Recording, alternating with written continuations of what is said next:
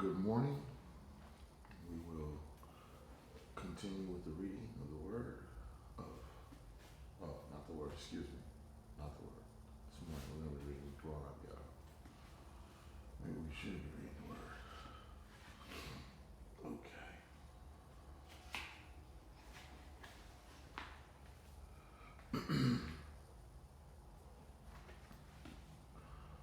I got all I'm going to have right here, Toby said. What you got, Bobby D said.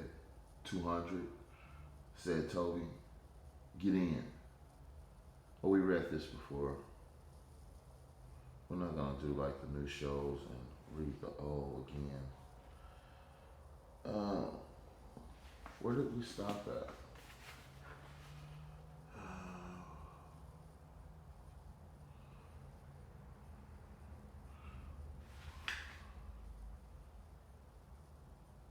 2 minutes later, pulling up to the spot on 88th Avenue and Olive, cutting off the sea monster and getting out, Bobby D said, "Come on, Todd, let me hook you up right quick." We walked up the stairs. Bobby D was about to knock on the door when I jumped in front of him and said, "Let me show you how it's done." I knocked 2 times, kicked once, and knocked once more time, and Bobby D looked at me like I had just stole something.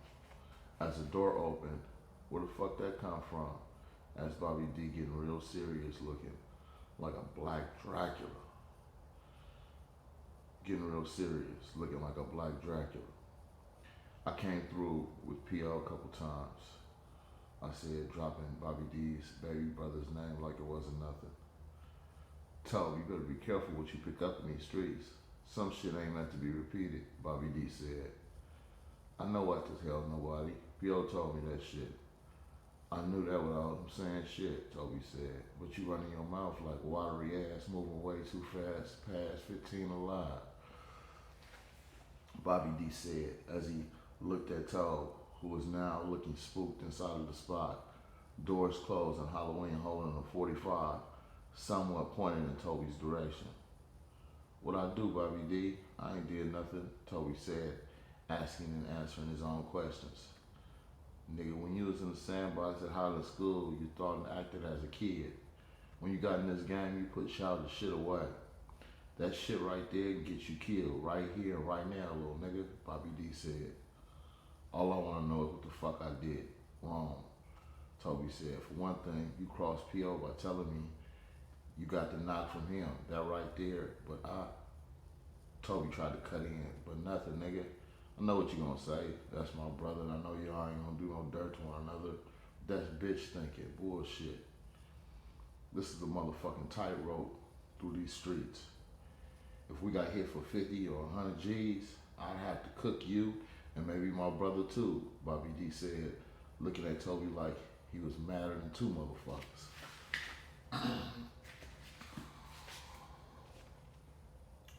Toby was a sharp cat. He said 2 words: "I understand."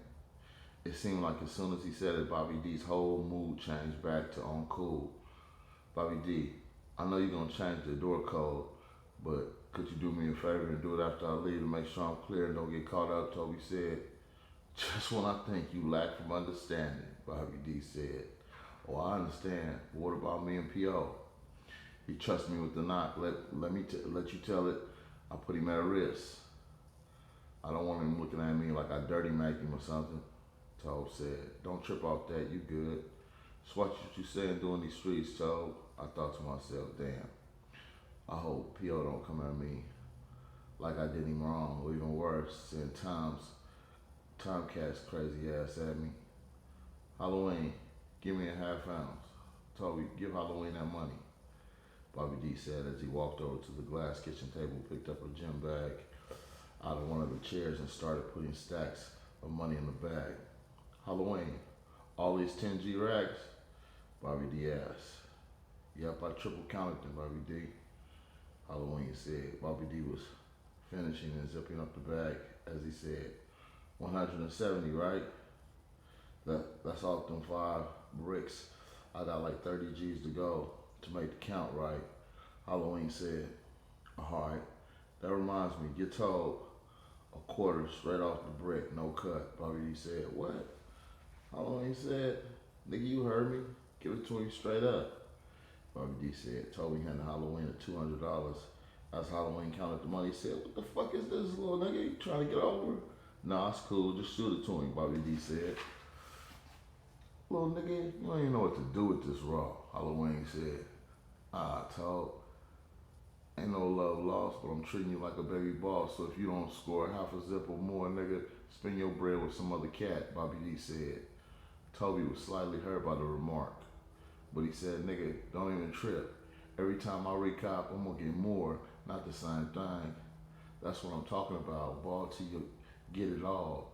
Don't slow up, blow up, grow up, throw up a bank big enough to choke a dinosaur," Bobby D said.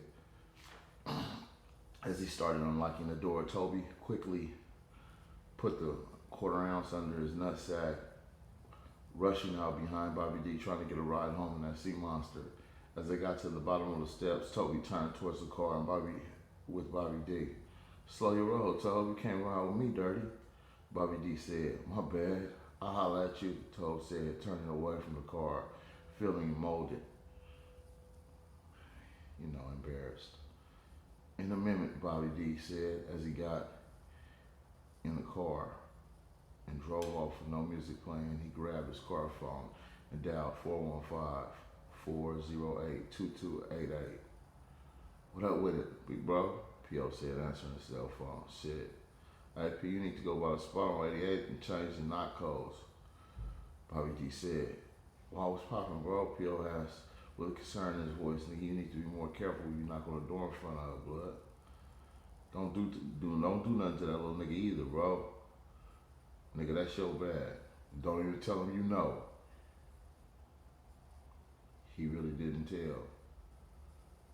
He went to the. Don't even tell him you know. He really didn't tell. He went to the spot with me, trying to impress a nigga. Show me he knew to not, Bobby D said. "I'm all over it, bro," P.O. said, as if he wasn't upset. He hung up the phone and thought to himself, "Toby's a stupid little bastard." Filing the situation away in his mind. One thing about a sharp cat out the ghetto, he never forgets things that could give him an insight later on down the line. Toby walked straight down 88, past Birch, the mini park, coming up to Plymouth. He thought about going to Doll's house. Yeah, I might as well. Not like he would know. I got a quarter ounce in my drawers, but as soon as the thought crossed his mind, a little funny feeling jumped inside his gut, making his nerves jumpy. These were feelings Toby almost never ignored, so on impulse he kept walking, then turned on Plymouth, going straight to Ed's house. "Now where's that damn dog?" I thought as I spotted it chained up in the back. Toby went to the door and started knocking. "Who is it?" A female voice called out. "It's Toby. Sandra's Ed," Toby said as he was cut off. "If Ed owed you some money, I don't know what to tell you." As he was cut off. "If Ed owed you some money, I don't know what to tell you. I ain't seen him," Sandra said. "Sam, I got some yayo. I want Ed to cook for me," Toby said. The sound of chairs and locks and clicking and clacking, the door flew open. "What's cracking, Captain?" Ed said, standing in the doorway like I was talking to him all along. "Ed, you in that joint sealed up tighter than Fort Knox with Sandra lying harder than a Republican at a Watergate. Who the fuck you owe?" Toby asked. "I owe more motherfuckers than the IRS before tax returns," Ed said, laughing as he stepped to the side to let Toby in. "Boy, you crazy as a truckload of dicks," Toby said. "Nah, what I am is safe like a home base," Ed said. "Ed, I need to holler at you," Toby said. Ed, I need to holler at you, Toby said, eyeing Sandra, hoping she would get her nosy ass, basehead ass up out of here and leave. "Toby, me and Sandra ain't got no secrets from each other.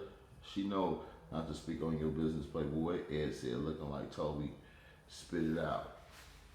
"Check it out, Ed."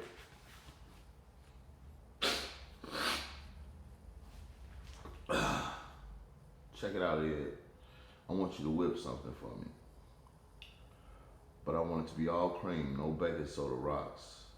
"I do want some overs," Toby said. Getting overs on cream means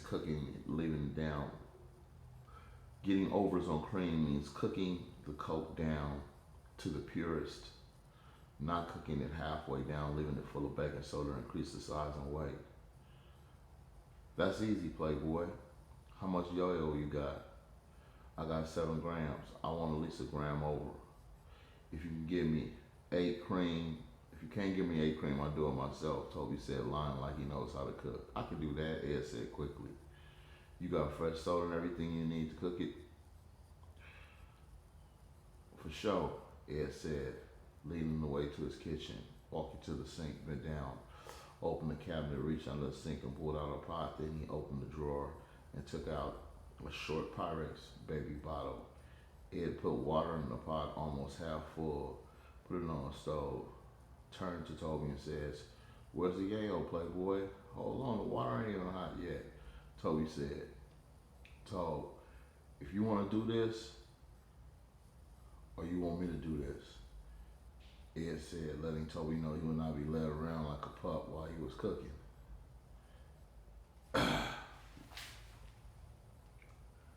"Here, nigga, and don't drain my shit over the sink. I know all the tricks." Toby lied again, but knowing the more you shared and claim to know, the less dope fiend moves a coke smoker will try to pull it on you. "I ain't gonna try to take nothing from you, youngster, but we do need to kick the ballistics about what you gonna pay me," Ed said. "Just get 8 out of it, and I'll give you fat 50, right?" "You got a scale in here, Ed?" Toby asked. "Yeah, I got one. But back to bounces. But back to bounces and bass and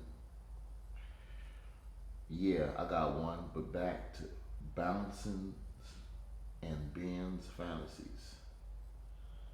Oh, excuse me. I don't know. Yeah, I got one. But back to bonuses and Ben's fantasies. "What if I don't get 8 grams of cream out of Ed said?" This book is emotional for me. Uh, "If you can't do it, like I said, might as well do it myself," Toby said, pushing this do it out himself shit too damn far, knowing good and damn well he can't cook. "Let me see what we working with," Ed said. Toby dug down into the front of his pants so deep it looked like he was scratching his ass from the front. "Damn, boy, you got that under your nuts or back in the Grand Canyon?" Ed said. "Fuck you, Ed. These streets was hot with jackets, crackers, and billy clubs and everything else." Justify hiding the product so well, Toby told Ed. "Damn, this look like some straight raw. Who the fuck gave you this? Pablo Escobar?" Ed said, smiling but dead serious about the quality of the ale. "I got a line," was all Toby said, noticing that Ed was fishing a little bit. Staying on toes at all times in the shit suit we call the gang. Toby remembered this line from Rob and he knew it to be true. "The realer you keep it, the easier it would be to deal with people in the future. If they knew they couldn't put bullshit over on you, they wouldn't try." "You damn sure do, Playboy," Ed said, looking at Sandra out of the side of his eye. Toby caught the side glance Ed gave Sandra as he was trying to crush the powder rock cocaine, not knowing what the look was all about, but he knew it meant something. Toby was confused as how to play it, so he said, "Oh shit, my boy said he was giving me straight raw. I thought he was playing when he said, 'Toby, this is straight raw, so hurry up and give me that bread back. I can turn this into 9 grams myself.'"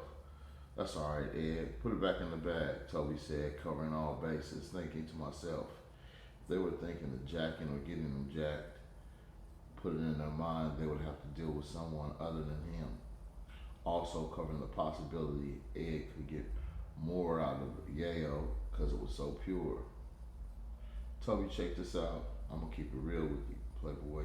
This shit is so raw I could get you 10 or 16 grams out of it and still be cream," Ed said as he thought to himself, "Damn, I thought I just came up on a quarter ounce for myself." "Is that right, Chef Boy R.E.?" Toby said, playing it cool even though he was extremely excited inside. "Yeah, but if I do that, you gotta give me at least a gram and a half," Ed said, thinking ahead that he was going to calibrate the scale so he could get at least 3 or 4 grams. "That's cool, Ed. We can do that," Tobe said, still overjoyed that he was coming out with so much more than he thought. The words Halloween said was running through his mind. "Tobe, you don't even know what to do with no raw." But when he said it, I didn't think nothing of it. But Halloween was right. I didn't know what to do with no raw. But I damn sure know now Bobby D didn't lace me because the game is show and prove. I knew what to do with it. Bobby D didn't lace me because the game is how. Bobby D didn't lace me because the game is show and prove. I knew what to do with it. Alright, it's on like popcorn, Ed said, finishing smashing the rocket to fine powder, then poured it into the baby bottle, then took out the scale and a clear plastic bag of white powder that looked like coal. What's that, Ed? Toby asked. This woo-wop, Ed said. What the fuck is woo-wop? Toby asked, seriously but smiling. This is procaine. It's like cocaine, but it doesn't get you high. See, the product you got is so good, we can stretch it without fucking it up. Hella bad with baking soda, Ed said, while weighing 9 grams of procaine. What I'm about to show you ain't never showed nobody in life except my cousin in LA. Besides that, ain't nobody up on this Playboy, Ed said, totally serious. Toby thought, damn, this nigga got this type of game. Shit. Why is he cooking up a quarter ounces instead of keys? Toby thought as he answered his own question. He's a crackhead. Nigga would not risk him knowing their business. Shit, if they got popped by the DEA, nothing will be worth 100 years in the feds.